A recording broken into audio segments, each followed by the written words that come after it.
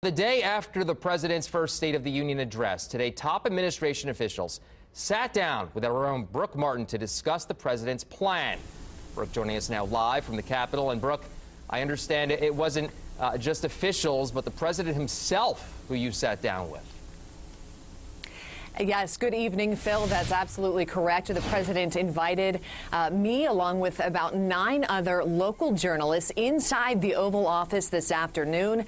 We sat down with the president for about 30 minutes, but I can't tell you what we discussed because the meeting, well, it was off the record. It was simply a chance for the president to meet local journalists around the country that aren't necessarily a part of the national media. Bummer, I know. What I can tell you is I do have on the record interviews with about a dozen top administration officials with the Trump administration. Very interesting conversations that I have with them, including Secretary of the Interior, Ryan Zinke. I asked him about the expanded offshore drilling initiative that was recently proposed. As you may know, Florida so far has said, no, we are not interested. And Secretary Zinke told me today, okay, hands up. We won't go there. They said that it will be done on a state-by-state basis. Also caught up with the Administrator of Medicaid and Medicare, Seema Verma. She's actually from Carmel, Indiana. We talked a lot about that. I asked her about our state's health care providers through the federal exchange because right now we have two available to residents.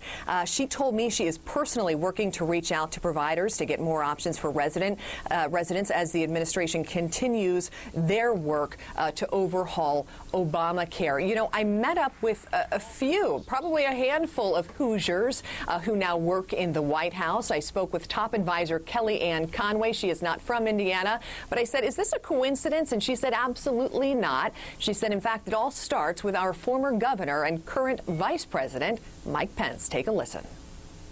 And Brooke, the successes of Governor Pence in Indiana really give us a template for the successes in this administration because he cut taxes for employers and for workers, job creators and job holders, 5% across the board within his first 100 days in the job.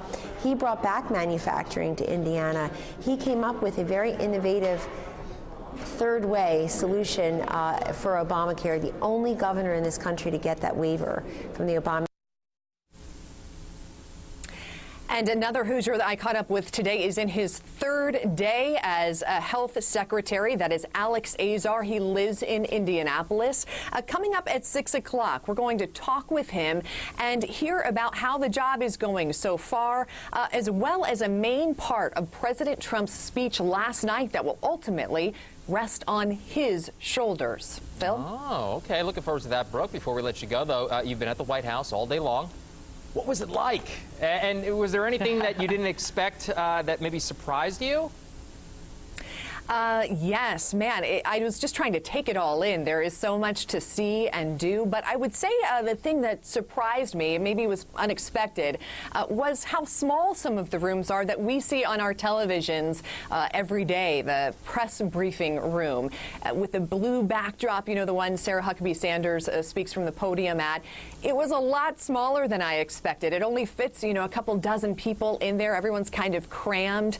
The Oval Office, the president's office, also much smaller than I expected. But, you know, regardless of what side of the aisle you are on, Phil, it was a privilege to be at the nation's highest office today. I could imagine. All right, Brooke Martin, live from Capitol Hill. Brooke, thank you very much.